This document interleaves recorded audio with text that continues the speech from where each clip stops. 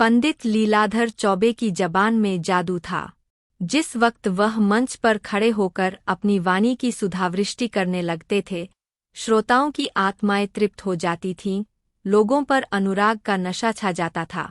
चौबेजी के व्याख्यानों में तत्व तो बहुत कम होता था, शब्दयोजना भी बहुत सुंदर न होती थी, लेकिन बार बार दोहराने पर भी उसका असर कम न होता, बल्कि घन की चोटों की भांति और भी प्रभावोत्पादक हो जाता था।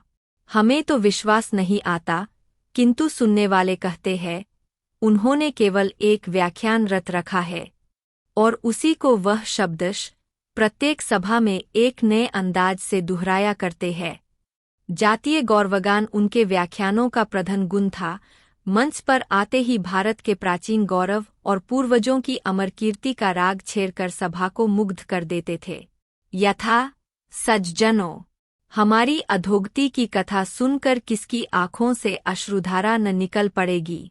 हमें प्राचीन गौरव को याद करके संदेह होने लगता है कि हम वही है या बदल गए। जिसने कल सिंह से पंजा लिया, वह आज चूहे को देखकर बिल खोज रहा है। इस पतन की भी सीमा है। दूर क्यों जाइए, महाराज चंद्रगुप्त के समय को ही ले लीजिए। यूनान का सुविज्ञ इतिहासकार लिखता है कि उस जमाने में यहाँ द्वार पर ताले न डाले जाते थे, चोरी कहीं सुनने में न आती थी, व्यभिचार का नाम निशान न था, दस्तावेजों का आविष्कार ही न हुआ था, पुर्जों पर लाखों का लेनदेन हो जाता था, न्याय पद पर बैठे हुए कर्मचारी मक्खियाँ मारा करते थे। सज्जनों, उन दिनों कोई आदमी जवान न मरता था। तालिया, हाँ, उन दिनों कोई आदमी जवान न मरता था। बाप के सामने बेटे का अवसान हो जाना एक अभूतपूर्व, एक असंभव घटना थी। आज ऐसे कितने माता पिता हैं जिनके कलेजे पर जवान बेटे का दाग न हो।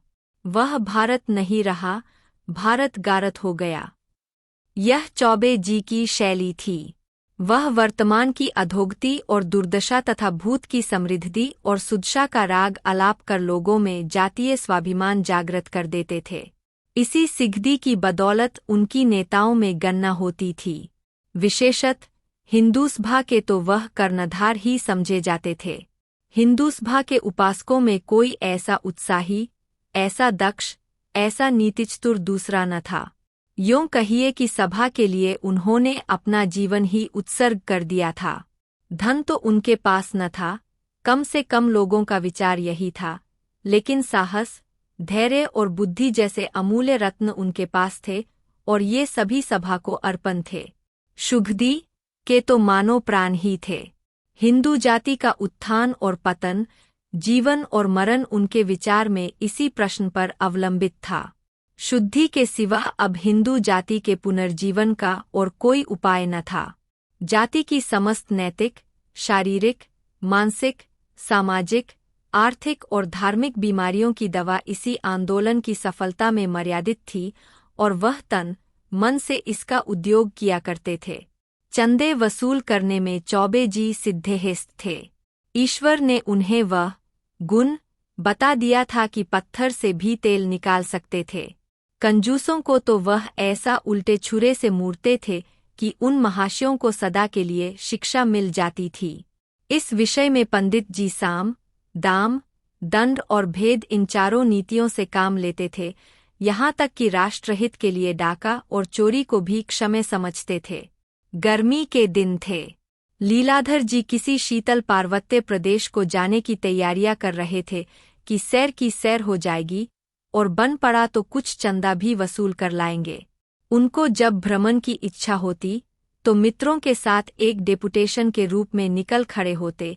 अगर 1000 रुपये वसूल करके वह इसका आधा सैरसपाटे में खर्च भी कर दे तो किसी की क्या हानि। हिंदू सभा को तो कुछ न कुछ मिल ही जाता था। वह न उद्योग करते तो इतना भी तो न मिलता। पंडित जी ने अब की सपरिवार जाने का निश्चय किया था। जब से शुद्धि का आविर्भाव हुआ था, उनकी आर्थिक दशा, जो पहले बहुत शोचनीय रहती थी, बहुत कुछ संभल गई थी। लेकिन जाति के उपासकों का ऐसा सौभाग्य कहा कि शांति निवास का आनंद उठा सके। उनका तो जन्म ही मारे मारे फिरने के लिए होता है। खबर आई कि मद्रास प्रांत में तबलीग वालों ने तूफान मचा रखा है।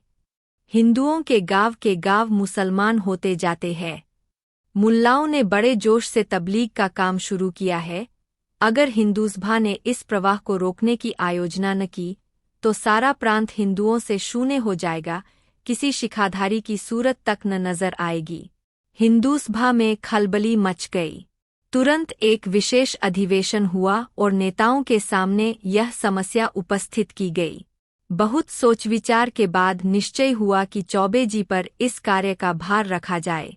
उनसे प्रार्थना की जाए कि वह तुरंत मद्रास चले जाए और धर्मविमुख बंधुओं का उद्धार करे। कहने ही की देर थी। चौबे जी तो हिंदू जाति की सेवा के लिए अपने को अर्पण ही कर चुके थे।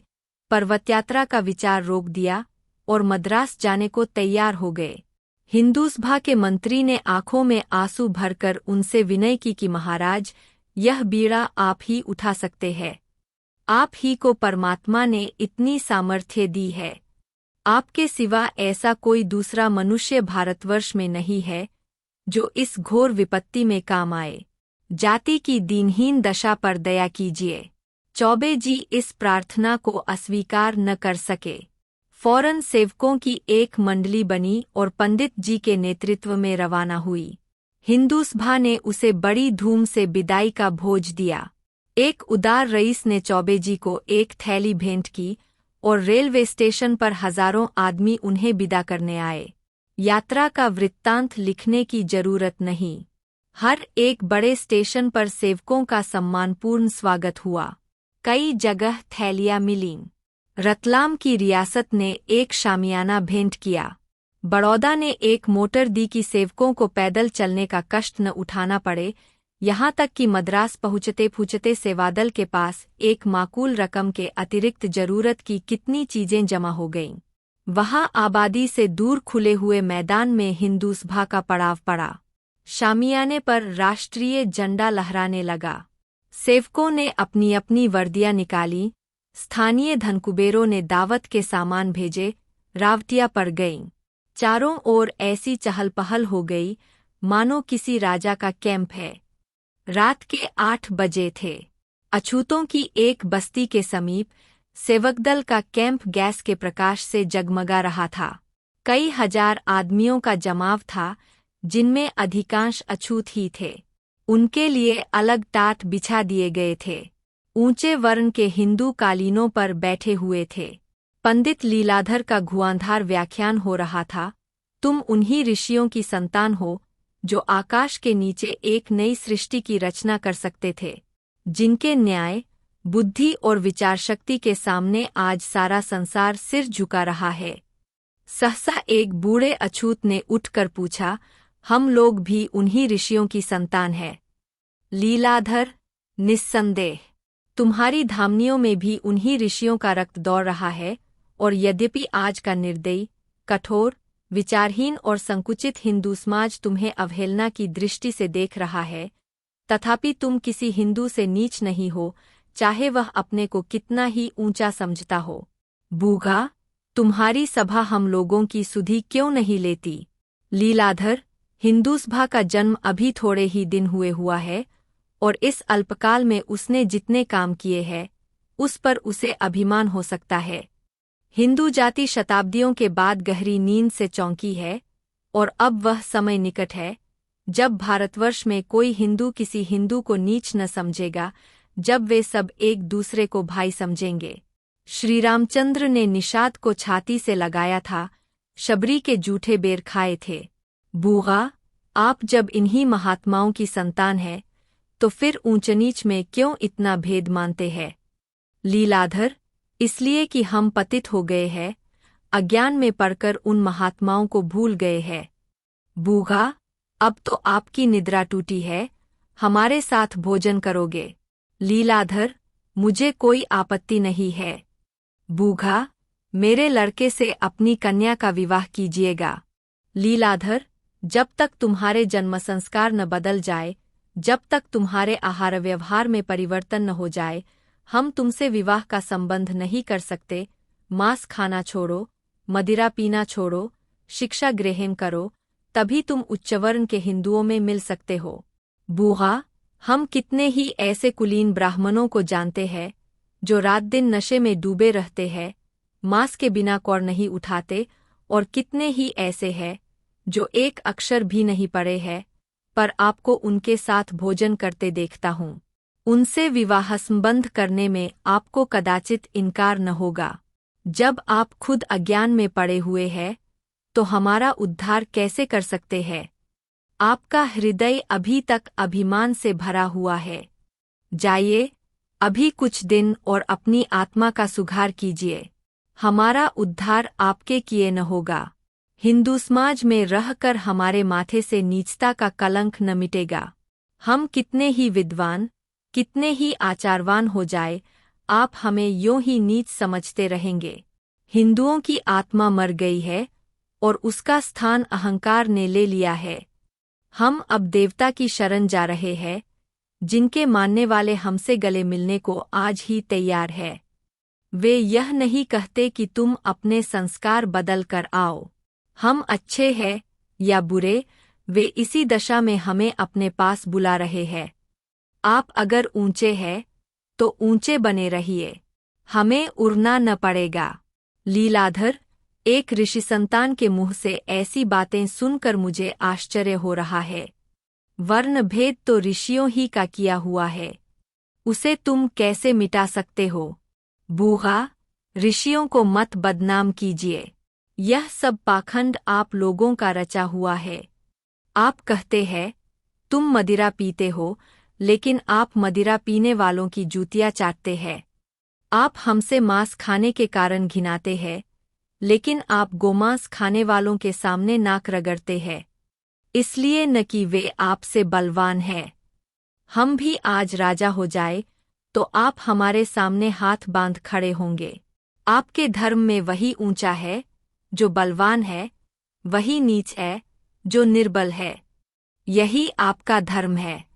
यह कहकर बूढ़ा वहां से चला गया और उसके साथ ही और लोग भी उठ खड़े हुए। केवल चौबे जी और उनके दल वाले मंच पर रह गए, मानो मंचगान समाप्त हो जाने के बाद उसकी प्रतिध्वनि वायु में गूंज रही हो। तबलीग वालों ने जब से चौबे जी के आने की खबर सुनी थी, इस फिक्र में थे कि किसी उपाय से इन सबको यहाँ से दूर करना चाहिए। चौबे जी का नाम दूर दूर तक प्रसिद्ध था। जानते थे यह यहाँ जम गया तो हमारी सारी किकराई मेहनत व्यर्थ हो जाएगी। इसके कदम यहाँ जमने न पाए। मुल्लाओं ने उपाय सोचना शुरू किया। बहुत वाद विवाद, हुज्जत और दलील के बाद निश्चय हुआ कि इस काफिर को कत्ल कर दिया जाए। ऐसा सवा लूटने के लिए आदमियों की क्या कमी? उसके लिए तो जन्नत का दरवाज़ा खुल जाएगा, हूरें उसकी बलाएं लेंगी, फरिश्ते उसके कदमों की खाप का सुरमा बनाएंगे, रसूल उसके सर पर बरकत का हाथ रखेंगे, खुदाबंद करीम उसे सीने से लगाएंगे और कहेंगे, तू मेरा प्यारा दोस्त है। 2 हट्टे कट्टे जवानों ने तुरंत बीड़ा उठा लिया। रात के 10 बज गए थे। हिंदूसभा के कैंप में सन्नाटा था। केवल चौबे जी अपनी रावटी में बैठे हिंदूसभा के मंत्री को पत्र लिख रहे थे। यहाँ सबसे बड़ी आवश्यकता धन की है। रुपया, रुपया, रुपया, जितना भेज सके भेजिए। डेपुटेशन भेजकर वसूल कीजिए। मोटे महाजनों की जेब टटोलिए, भिक्षा मांगिए। बिना धन के इन अभागों का उद्धार न होगा। जब तक कोई पाठशाला न खुले, कोई चिकित्सालय न स्थापित हो, कोई वाचनालय न हो, इन्हें कैसे विश्वास आएगा कि हिंदूसभा उनकी हितचिंतक है? तबलीग वाले जितना खर्च कर रहे हैं, उसका आधा भी मुझे मिल जाए तो हिंदू धर्म की पताका फहराने लगे।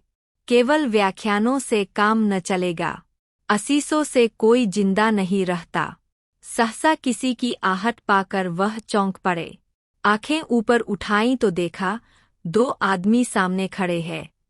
पंडित जी ने शंकित होकर पूछा, तुम